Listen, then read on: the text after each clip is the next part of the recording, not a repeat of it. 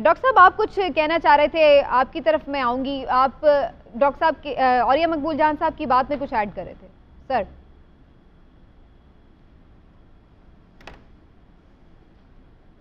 देखिए, बड़ी बड़ी क्लियर होती जा रही है पिक्चर। और आपको याद होगा समीना के चंद रोज पहले, जब 2-4 रोज पहले जब ट्रांसमिशन हो रही थी, तो उस वक्त भी मैंने बात की थी। अब मैं उस बात को दोबारा दोहरा रहा हूँ। फवाद चौधरी साहब ने जो गुफ्तगू की है उसके पैराए में जी। देखें, फवाद चौधरी साहब बहुत बड़ी खबर दे गए हैं।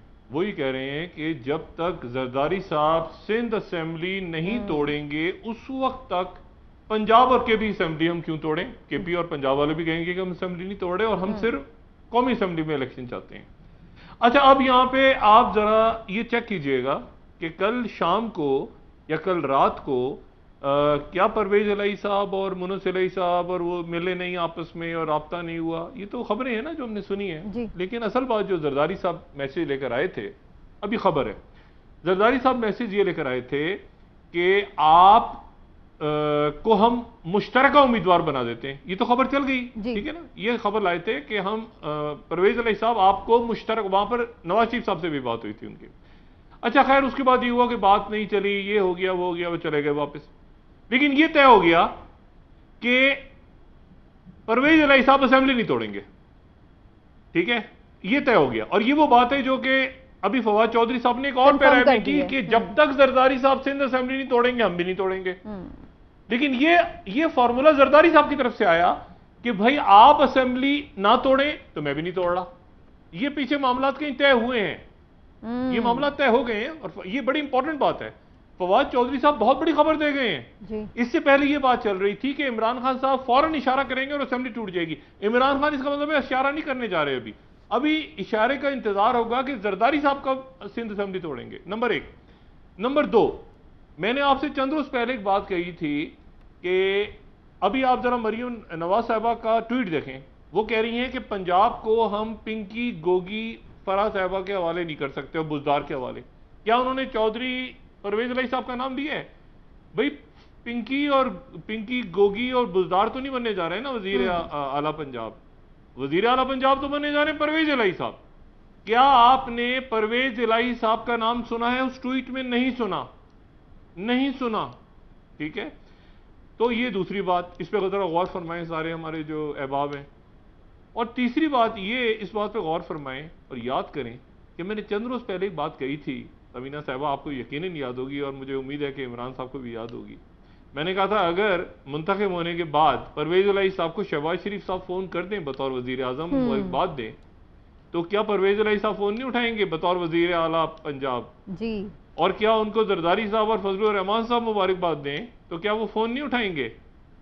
गौर करें मरियम नवाज साहबा के ट्वीट पे, बुजदार, फराह, पिंकी, गोगी के हवाले ये डॉक्टर साहब, जो मैं आपकी बात से सारा समझ रही हूँ, इसका मतलब है हम ये समझें कि कोई फवाद चौधरी साहब की बात है, जब तक नहीं तोड़ेंगे असेंबली जरदारी साहब तो पंजाब और केपी के मतलब कोई वर्किंग रिलेशनशिप बनने जा रहा है सबका आपस में। डॉक्टर साहब, मैं आपसे एक बड़ी जो सवाल पैदा होता है वो ये होता है, बड़ी इंटरेस्टिंग सूरत हाल आपने सामने रख दी है। अब मुझे ये बताएं कि फवाद चौधरी साहब की बात को सही मान लेते हैं कि असम्बलियां नहीं टूटेंगी सूबाई, वो सिर्फ कौमी असम्बली के इलेक्शन चाहते हैं, तो क्या अपोजिशन यानी मुस्लिम लीग नून क्या ये कबूल करेगी कि पंजाब में परवेज इलाही साहब की हुकूमत हो और उस हुकूमत के तहत इंतखाबात हो?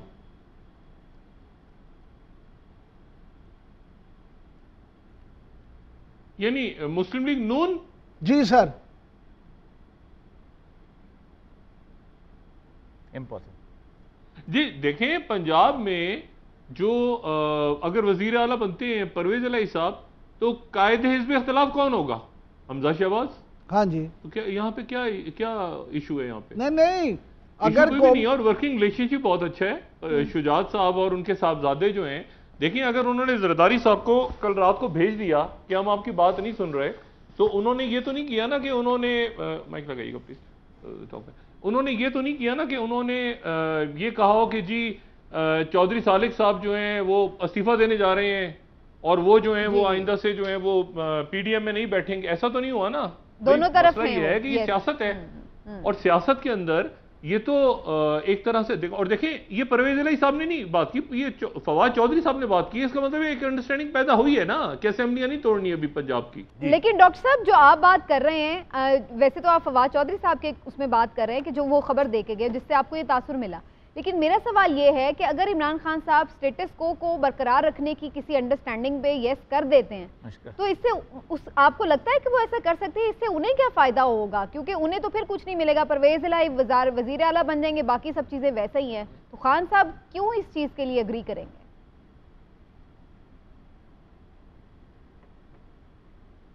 देखिए मैंने तो फवाद चौधरी साहब की बात को मैंने दोहराया है। दो बातें, एक तो ये खत वाली बात, और दूसरी बात मैंने ये की कि उस वक्त हो भी सकता है नहीं भी हो सकता। देखें, और परवेज इलाही साहब जीत गए, चलिए फर्ज करें परवेज इलाही साहब जीत गए, ये भी हो सकता है कि कोई सरप्राइज हो जाए, लेकिन परवेज इलाही साहब जीत गए और लोगों ने कहा कि जी खुशियां मनाएगी, सब कुछ हुआ। मेरा ये सवाल नहीं है, सवाल ये है कि ये फवाद चौधरी साहब एक मरकजी रहनुमा है, मतलब साथ हैं बिल्कुल, इमरान साहब का राइट हैंड है।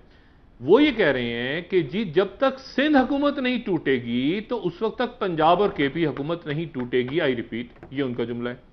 और इलेक्शन जो हैं, तो मैंने उनसे पूछा कि जी इलेक्शन कैसे होंगे फिर, तो उन्होंने कहा कि फिर तो ये कौमी सूबाई असेंबली में पूरा साल पूरा करेंगी। ये उनके जुमले मैं दोहरा रहा हूं, ठीक है। उन्होंने कहा सूबाई असेंबली अपना, तो मैंने इलेक्शंस कहां होंगे, तो उन्होंने कहा इलेक्शंस वफाक में होंगे। तो ये मैं बात जो है मैं अपनी तरफ से बात नहीं कह रहा, मैं वो बात कह रहा हूं जो फवाद चौधरी साहब ने की है कि उन्होंने कहा कि फिर एक साल पूरा करना पड़ेगा सारी असेंबलियों को, फिर हम क्या कर सकते हैं, क्योंकि वो तोड़ेंगे तो केपी। और देखिए एग्जैक्ट जुमले हैं ये उनके जो मैं दोहरा रहा हूं जी, हम भी अंडरस्टैंडिंग के लिए सवाल ये है कि यही तो फार्मूला है जरदारी साहब का फार्मूला, और क्या है कि मैंने सिंध हुकूमत बचानी है, इसके अलावा कौन सा फार्मूला है मुझे बताएं। ठीक, चलिए तो बात यह है कि, और तो इसमें वो अगर परवेज इलाही ये बात उन्होंने की कि जी केपी और पंजाब कहते हैं कि हम क्यों तोड़े, पहले जरदारी साहब क्यों तोड़ेंगे, और जरदारी साहब आए इसलिए थे कि मैंने मेरी पहले आप वाली सिचुएशन, तो अगर जरदारी साहब का ये सिंध असेंबली वाला फार्मूला चल गया है तो फिर कोई इशू नहीं है। अच्छा, लेकिन मैं एक चीज और ये दुआ ये ध्यान में रखें, परवेज इलाही साहब के लिए दुआ खैर हो चुकी है थोड़े दिन पहले पीडीएम की तरफ से, एक्सेप्टेबल है उनके लिए, तो पहले से वो तो उनके कैंडिडेट भी। देखिए मैंने तो फवाद चौधरी साहब की बात को मैंने दोहराया है। दो बातें, एक तो ये खत वाली बात, और दूसरी बात मैंने ये की कि उस वक्त हो भी सकता है नहीं भी हो सकता। देखें, और परवेज इलाही साहब जीत गए, चलिए फर्ज करें परवेज इलाही साहब जीत गए, ये भी हो सकता है कि कोई सरप्राइज हो जाए, लेकिन परवेज इलाही साहब जीत गए और लोगों ने कहा कि जी खुशियां मनाएगी, सब कुछ हुआ। मेरा ये सवाल नहीं है, सवाल ये है कि ये फवाद चौधरी साहब एक मरकजी रहनुमा है, मतलब साथ हैं बिल्कुल, इमरान साहब का राइट हैंड है। वो ये कह रहे हैं कि जी जब तक सिंध हुकूमत नहीं टूटेगी तो उस वक्त तक पंजाब और केपी हुकूमत नहीं टूटेगी। आई रिपीट, ये उनका जुमला है। और इलेक्शन जो हैं, तो मैंने उनसे पूछा कि जी इलेक्शन कैसे होंगे फिर, तो उन्होंने कहा कि फिर तो ये कौमी सूबाई असेंबली में पूरा साल पूरा करेंगी। ये उनके जुमले मैं दोहरा रहा हूं, ठीक है। उन्होंने कहा सूबाई असेंबली अपना, तो मैंने इलेक्शंस कहां होंगे, तो उन्होंने कहा इलेक्शंस वफाक में होंगे। तो ये मैं बात जो है मैं अपनी तरफ से बात नहीं कह रहा, मैं वो बात कह रहा हूं जो फवाद चौधरी साहब ने की है कि उन्होंने कहा कि फिर एक साल पूरा करना पड़ेगा सारी असेंबलियों को, फिर हम क्या कर सकते हैं, क्योंकि वो तोड़ेंगे तो केपी। और देखिए एग्जैक्ट जुमले हैं ये उनके जो मैं दोहरा रहा हूं जी, हम भी अंडरस्टैंडिंग के लिए। सवाल ये है कि यही तो फार्मूला है जरदारी साहब का फार्मूला, और क्या है कि मैंने सिंध हुकूमत बचानी है, इसके अलावा कौन सा फार्मूला है मुझे बताएं। ठीक, चलिए तो बात यह है कि, और तो इसमें वो अगर परवेज इलाही ये बात उन्होंने की कि जी केपी और पंजाब कहते हैं कि हम क्यों तोड़े, पहले जरदारी साहब क्यों तोड़ेंगे, और जरदारी साहब आए इसलिए थे कि मैंने मेरी पहले आप वाली सिचुएशन, तो अगर जरदारी साहब का ये सिंध असेंबली वाला फार्मूला चल गया है तो फिर कोई इशू नहीं है। अच्छा, लेकिन मैं एक चीज और ये दुआ ये ध्यान में रखें, परवेज इलाही साहब के लिए दुआ खैर हो चुकी है थोड़े दिन पहले पीडीएम की तरफ से, एक्सेप्टेबल है उनके लिए, तो पहले से वो तो उनके कैंडिडेट भी।